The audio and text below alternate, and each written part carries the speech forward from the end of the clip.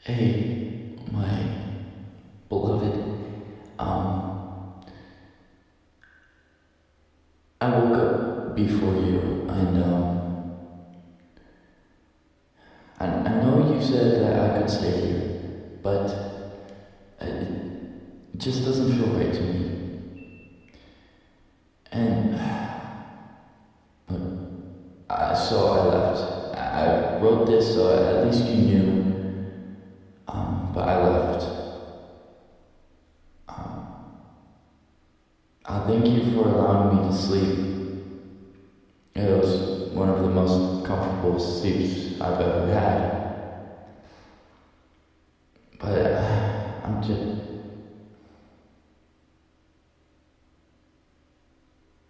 I'm not worth your time and effort.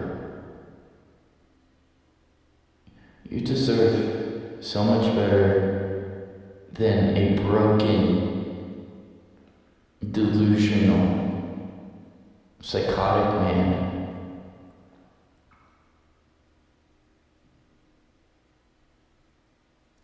So I'm gonna try and be normal, I guess. I don't know. I don't know what I'm gonna do. But at least you've shown sunshine into my life, at least once in these years of darkness, even if it was for a day. I'll always love you.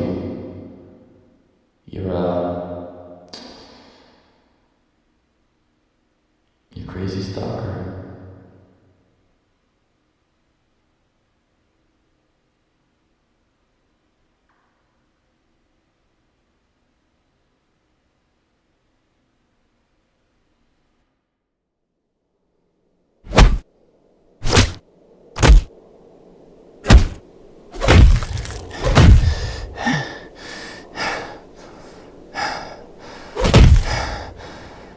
Do you think I didn't notice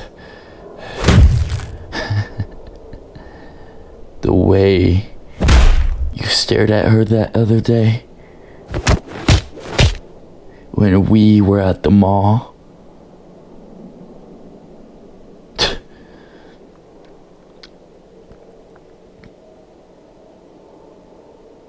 You're pathetic.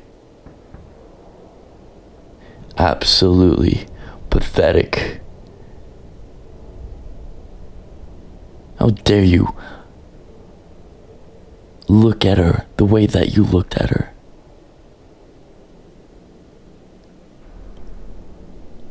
You see, I would have killed you earlier, but I feel like you deserve to suffer. To suffer for your sinful thoughts and your sinful gazes.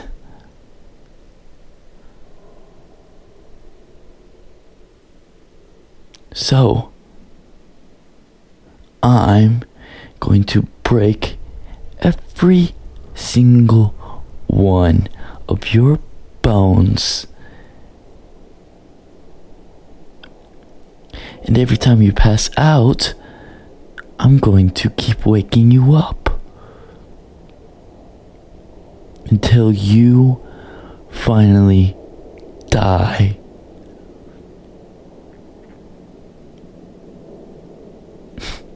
There's no point in begging for your life now. You voided your life the moment that you dare even think about my darling.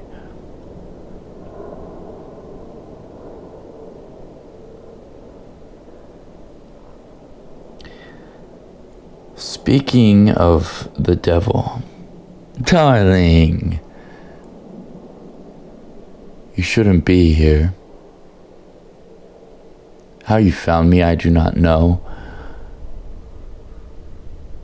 That letter should have been enough for you to not follow me.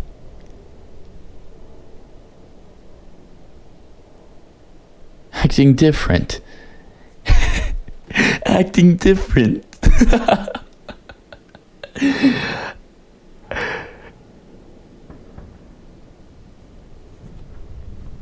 Oh my. I thought you saw this side of me before. I mean, I've slipped through a couple of times. But the part of me that you're used to, the, oh, poor me. I'm so sad my life was a misery. All I can do is wallow in my own self-pity.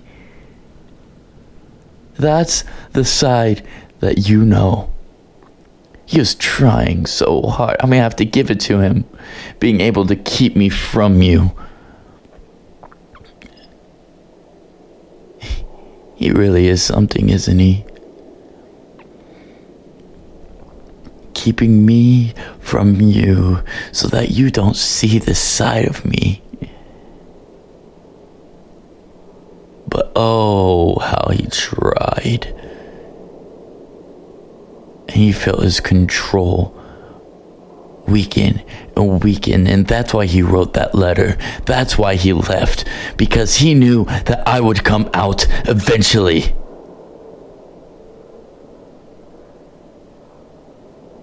Who am I? Oh, darling. You should know you had a big impact on my life ever since you saved me from that roof. I mean, after all, I've been following and observing you. Watching your work. Watching how you operate. How to be stealthy. How to kill. How to torture.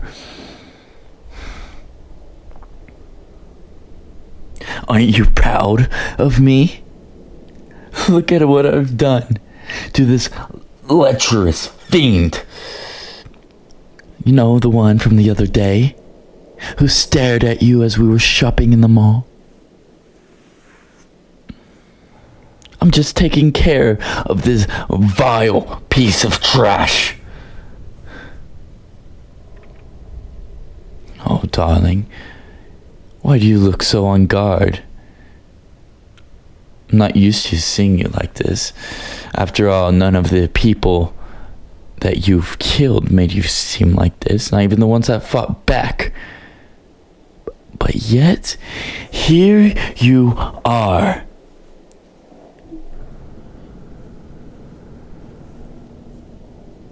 On guard and unnerved by my presence.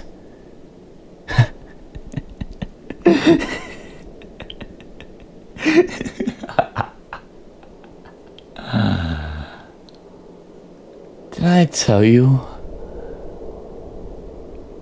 I would do anything for you, whether you've asked for me to do it or not.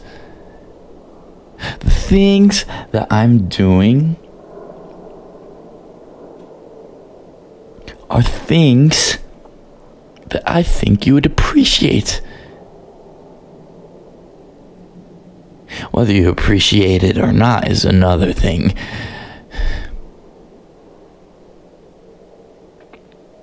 But, darling,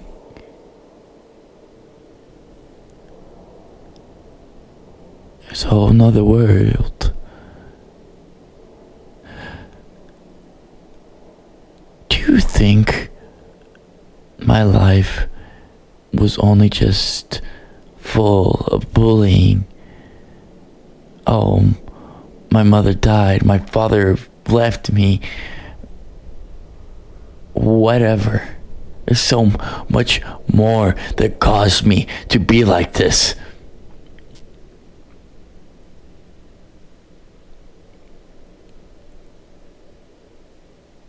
The true me, the original me. Darling, I don't know how to tell you this, but the person you met on that rooftop died. He was fractured. You may have been that one ray of light, But even clouds cover up the sun. And when you've lived in darkness for your whole life, and that life has been snuffed out, you lose hope. And so, he broke into 1,000 million pieces. And when he tried rebuilding himself, only for more things to happen. More unfortunate things.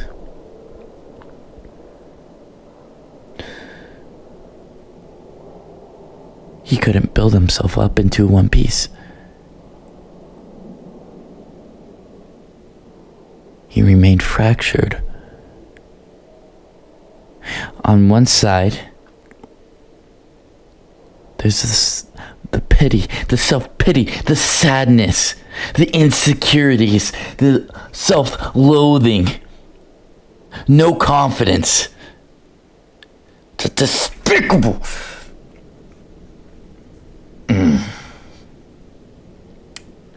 weakling. Then on the other side, the confident, proud, maybe a little egotistical, self-centered, the polar opposite of that weakling that you know.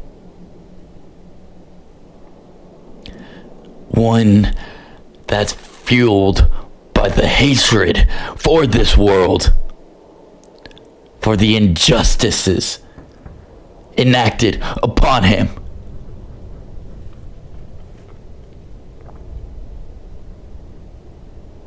You want to know something?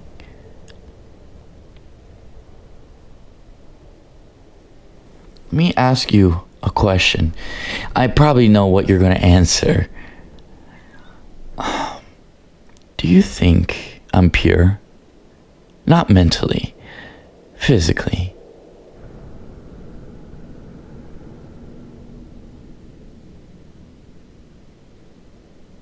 Do you think that my soul, my body remains untouched?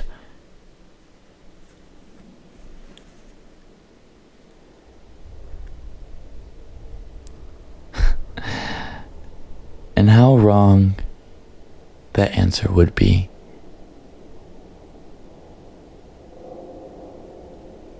You say no. I mean, of course you would say no. After all, you just know me as this poor, innocent boy who's had a poor life, who's down on his luck, whose only remains for sanity is to cling for his affection and his love for your acts of kindness.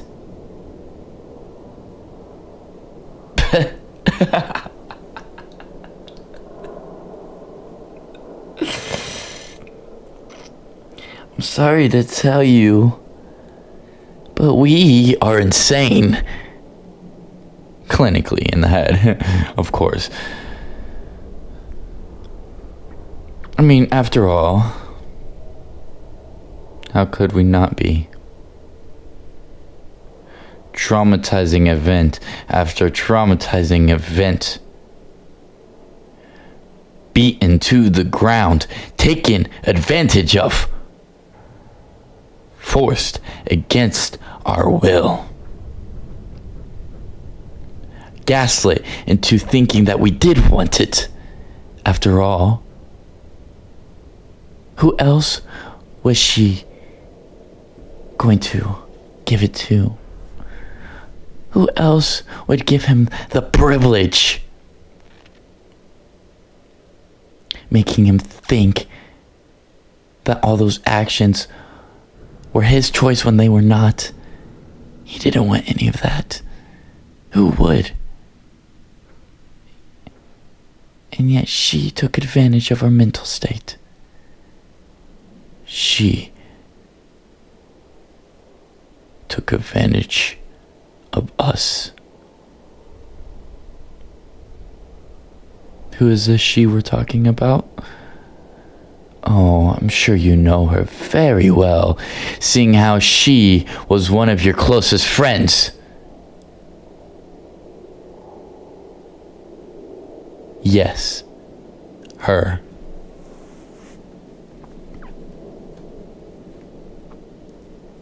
Maya.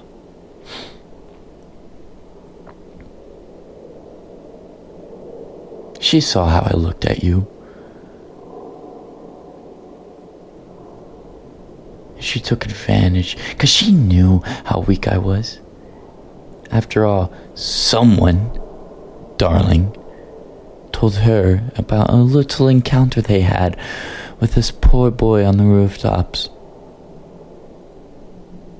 And what better prey than a poor mentally unstable boy who had no one in his life that loved him.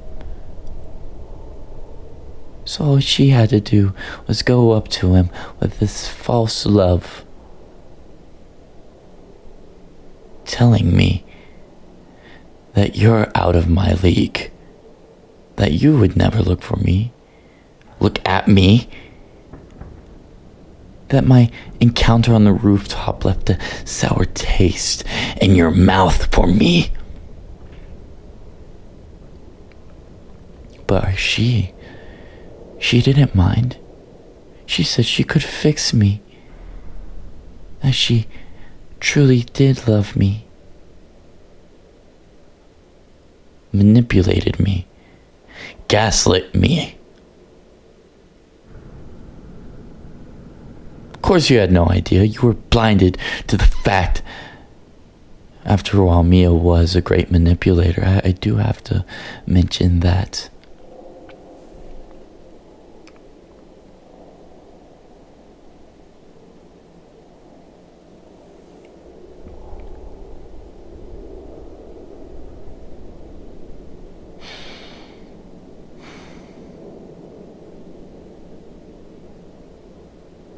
But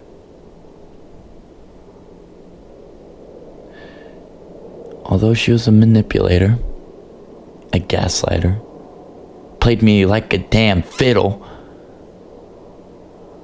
robbed me of what I had left, she was right about one thing. You don't deserve me.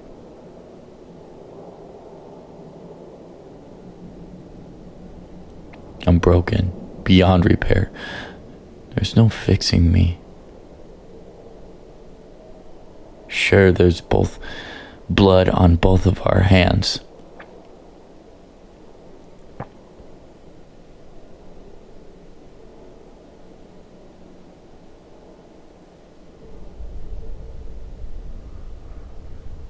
But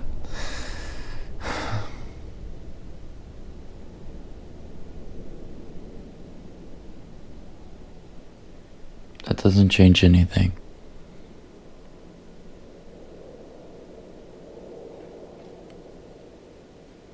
See, yeah, sure, you're an assassin. Professional one at that.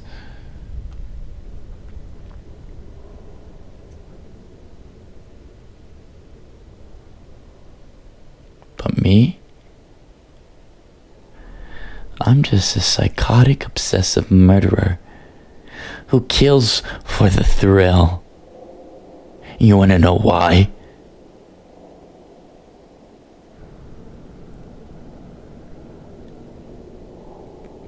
Because there's no ounce of humidity left within my heart.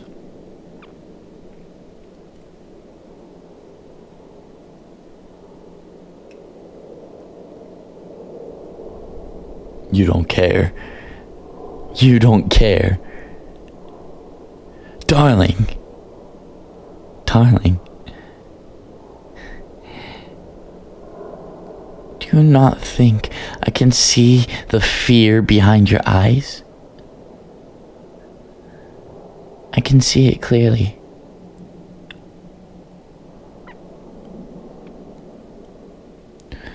Are your hands ready with your hidden blade in case I were to rush you?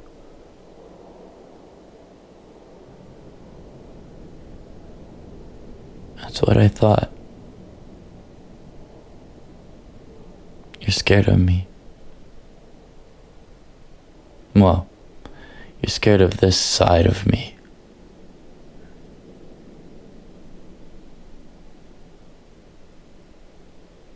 Sure, I still love you. And I know tying you up wouldn't do any good, seeing how you would just escape so easily. But I would hunt you down forever and ever. No matter how many times you've escaped me. Kind of like how you hunted me down.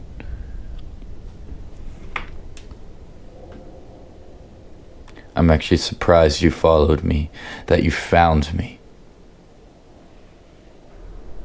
Which leads me to my first question. Why?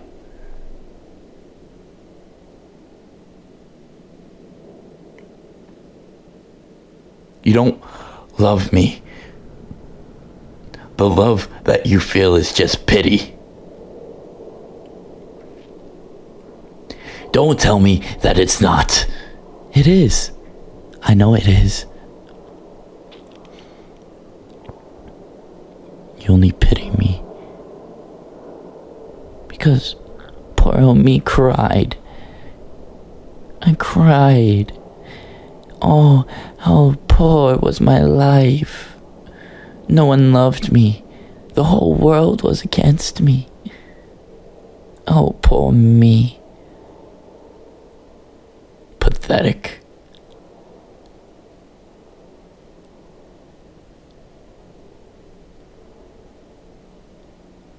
Maybe I would believe you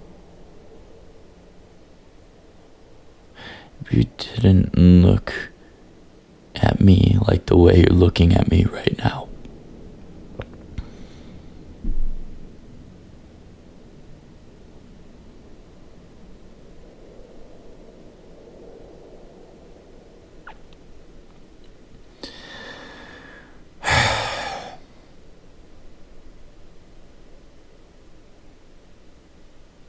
Well, darling,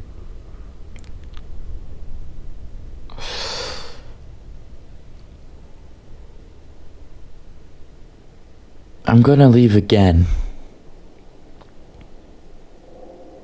From here.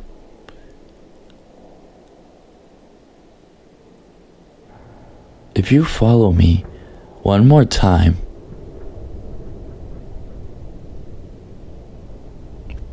I'm not gonna be able to hold back anymore.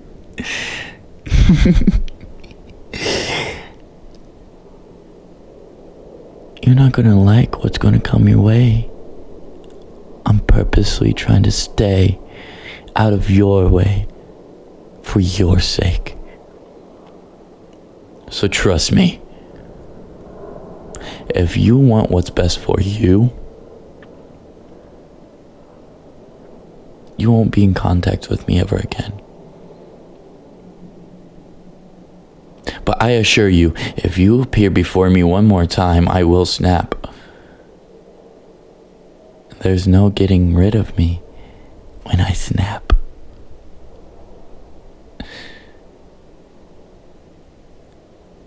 Well, there's no point in making him suffer anymore. My mood's ruined. There. No more suffering for him. Bye-bye, darling. I love you.